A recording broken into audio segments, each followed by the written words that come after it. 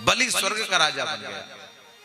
इंद्र गुफाओं में छुपता हुआ अपने प्राण बचाने के लिए दौड़ने लगा, भगवान के पास में आया, प्रभु रक्षा करो। भगवान ने कहा तुम संधि कर लो, दैत्यों से जाकर मित्रता करो। इंद्र ने कहा संभव नहीं है। बोले जब तक नहीं करोगे तुम्हारा काम सफल नहीं होगा। अरियोपी ही संदेयो सरिकार्यार्थ गौरवे अहिमूसक बद देवो हर तस्य पदविम गतैः।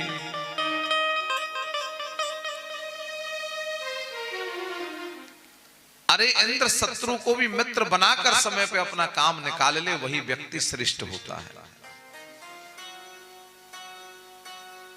एक बड़ी सुंदर कथा भगवान ने सुनाई कि सर्प की और मूसक की जन्म जन्म की शत्रुता है, योनि वैर है। एक सर्प पिटारी में बंद था, बहुत दिन से सपेरा लेकर नहीं गया। अच्छा, सर्प जो होता है वो बिल बनाना नहीं जानता, घर बनाना नहीं जानता। सर्प घर बनाना नहीं जानता, बने हुए घर में अधिकार जमाना जानता है। दूसरे के बिल में घुस जाएगा और उसी को अपना घर बना लेगा। इसलिए जो दूसरे की संपत्ति का हरण करते हैं ना, उन्हें दूसरे जन्म में सर्प की योनि मिलती है। ये निश्चित है। सर्प के नेत्र नहीं है, चक्षुश्रवा, कान नहीं है, नेत्रों से सुनता है। कान क्यों नहीं है सर्प के? क्योंकि सर्प जो है अनंत शेष भगवान, भगवान के परम प्रिय भक्त हैं, नित्य भगवान के नाम गुण का स्मरण करते हैं। कान इसलिए नहीं है कहीं महाराज कोई बढ़िया सा संगीत हो रहा हो और ये झूमने लगे तो पृथ्वी झूमने लगेगी। विज्ञान क्या कहता है ये परे की बात है, लेकिन हमारा धर्म शास्त्र कहता है कि भगवान शेष के फण पर ये पृथ्वी है। और जिस समय भगवान शेष अपने फण से पृथ्वी को बदलते, 1000 फण हैं उनके, उसी समय भूकंप आता है, पृथ्वी हिलती है जब उठा करके रखते हैं एक फण से दूसरे फण पर, तभी प्रकृति में हलचल होती है। हलचल होती है तो भूकंप होता है। इसीलिए कर्ण नहीं है, नेत्रों से सुनता है। आहट सुनी, मूसक से कहा भैया सुनो, मूसक दूर हो गया, काय को सुने तुम्हारी, तुम हमारे शत्रु हो। बोले भैया शत्रु हो पर पिटारी से तो कुछ बिगाड़ नहीं सकता तुम्हारा, सुन तो लो। हमारे और तुम्हारे बड़ों की पंचायत हो गई, अब हम और तुम दोनों शत्रुता छोड़कर मित्रता कर लेते हैं।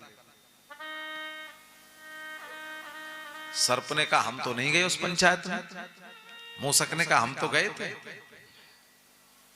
तो क्या निर्णय हुआ? बोले हमारे बड़ों ने निर्णय कर दिया कि अब कब तक लड़ाई लड़ेंगे, और लड़ाई लड़ने से कुछ लाभ तो मिला नहीं, इसलिए मित्रता कर लेते हैं, मित्रता करने से लाभ मिलेगा। सर्प ने कहा, मूसक ने कहा क्या लाभ मिलेगा?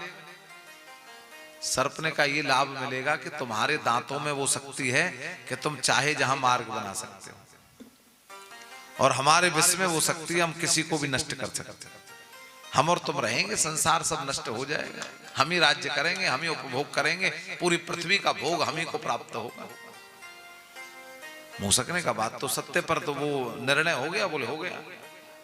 बड़ों ने मान लिया कि अब हम दोनों शत्रु नहीं रहे, हम मित्र हो गए, निर्णय हो गया पंचायत में। मूसक ने कहा भैया जब निर्णय हो गया तो हम भी नहीं टाल सकते, बड़ों की बात टालनी ही नहीं चाहिए। जो अपने जीवन में बड़ों की बात मानता है ना, उसी के जीवन में यश की प्राप्ति होती है। ये सत्य बात है। मूसक ने कहा अगर वृद्धों की बात है तो हम भी मित्रता कर लेते हैं, आज से शत्रुता समाप्त।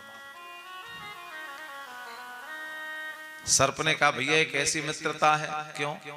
जो न मित्र दुख हो ये दुखारी, नहीं बिलोकत पातक भारी। जो न मित्र दुख हो ये दुखारी, नहीं बिलोकत पातक भारी। जो न मित्र दुख हो ये दुखारी, नहीं बिलोकत पातक भारी। जो मित्र दुख होई दुखारी तिन्हि बिलोकत पातक भारी। श्री राम जय राम जय जय राम मंगल मूरत श्री हनुमान। श्री राम जय जय राम मंगल मूर्ति कृपा निधान। मूसक ने कहा चिंता क्यों करते हो, हमको मित्र बनाया है, चिंता मत करो, अभी मित्र का समाधान कर देते हैं। मूसक ने एक क्षण, उसके लिए क्या विलंब हो, कितना भी बढ़िया घर बना लो, अगर एक मूसक प्रवेश कर जाए ना महाराज, सब चूना मिट्टी बराबर कर देता है। नहीं, दांती ऐसे हैं, पिटारी में छिद्र किया, सर्प निकल करके आया। भगवान कहते हैं इंद्र मालूम है मूसक तो तैयार था अपने मित्र को गले लगाने के लिए, लेकिन सर्प भूखा था, सपेरा लेकर नहीं गया था। भूख कितनी प्रबल थी, फण फैलाया और सबसे पहले मूसक का ही भोग लगाया। अरियोपी ही संदेह सत्य कार्यार्थ गौरवे, वही जीवन में सफल हो सकता है जो समय आने पर शत्रु को मित्र बनाकर अपना काम बना ले। तुम भी इस समय जाओ, दैत्यराज बलि से संधि कर लो और समुद्र का मंथन करो, उसमें अमृत निकलेगा, अमृत पीकर अमर हो जाओ।